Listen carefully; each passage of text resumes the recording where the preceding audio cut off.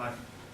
I'm not going to talk for too long, basically. I was brought along here to be on hand really, to speak to people if they're looking to get into search, social media marketing, SEO, and advice on CVs, advice on the industry, that sort of thing. I did some research before I left the office.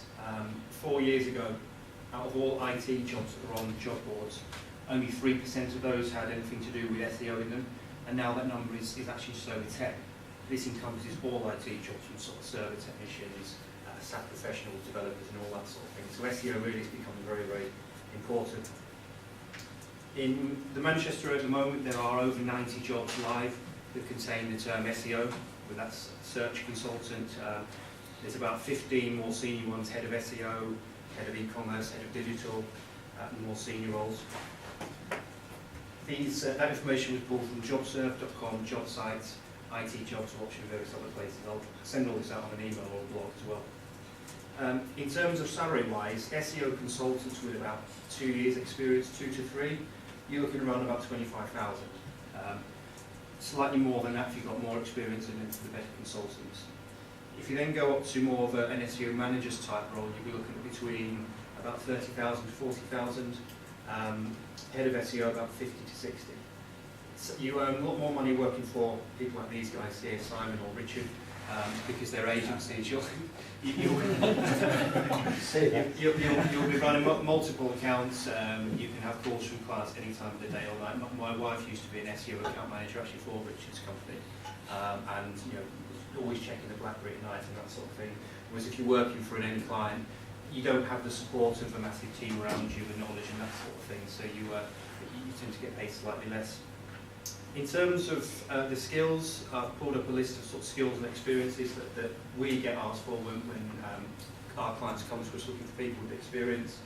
An online presence, a personal online presence, at minimum a Twitter account, a Facebook account, Tumblr, Posterous blog, that sort of thing. A portfolio of work that they've done, whether they've done it for free or whether they've done it freelance as well. This is a very good example here of a freelance SEO consultant.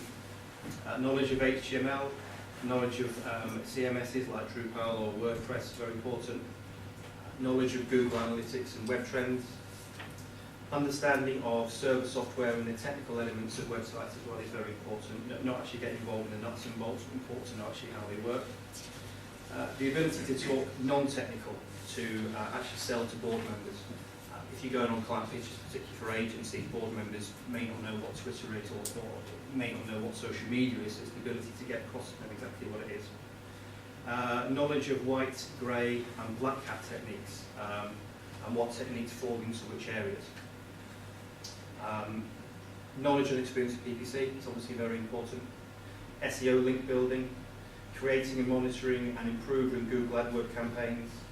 Obviously, at minimum, an understanding of Google AdWords campaigns and the performance of various keywords. Industry experience with a track record of SEO performance. Knowledge of webmaster tools. I think I've said that right. No. Knowledge of Google algorithms. Use of Google user groups and search forums. You run SEO Manchester, or you contribute to SEO Manchester.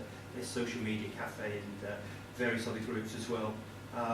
SASCON as well, important to get yourself down to SASCON, which Simon is something to do with Ireland. All of this will be on the blog that I'm writing as well, you don't need to make notes from it. So, how to get a job in SEO then?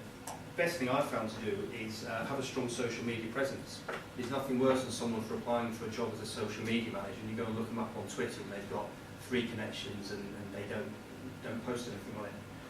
Let people know who you are and what you do. What to post and what not to post on Twitter and Facebook is a debate for another time, but loosely, it's a good mix of industry stuff, work stuff and personal stuff as well. They don't want to see someone who's going out and getting drunk every night and putting how drunk they are, but at the same time people don't want to see, they don't want to think that they're employing someone who's all work and it is completely boring, so just be sensible. 2 Twitter profiles. Exactly, yeah, until you get found out. It's important to get to know who's who in the top agencies, whether they're large agencies like Richard or the smaller agencies here. It's important to sort of interact with these guys on Twitter, find out who they are via LinkedIn. Most people have a Twitter profile on LinkedIn if they're on it. Start following them, interact with them, reply to what they say, get them to follow you. And before you know it, they may not even need to interview you for a job because they know who you are and what you do anyway. More importantly, get to know who these people are, get to know what they look like, and then when you do meet them at one of the events, go and say hello to them, buy them a beer, and again, it's all subliminal really. So when you are actually looking for a job, they say, yes, hold on, I know this guy, he is good, let's all just call this girl, let's take him on. Keep an eye on job boards like JobServe, JobSite, Total Jobs, Creative Pool, more specialist sites as well. Reply to job adverts and follow up with a phone call. Not all recruitment companies are as, not all recruitment recruitment companies will get back to you straight away, and some of them just treat you as another CV, so it's important to follow it up with a phone call. Register with specialist companies like ourselves. Orchard are another very good recruitment company. We refer work their way and vice versa, so Orchard are very good. Have a strong CV which lists your work, some examples of the work you've actually been involved in, some figures as well if they're useful as well. I'm happy to offer any advice to anyone on CV writing on a free basis if anyone wants any advice on that. And that's pretty much it from my point of view. I'd say this is going to be on the blog that I'm doing for Alexi. I will be happy to answer any questions later on a one-to-one basis. So, thanks.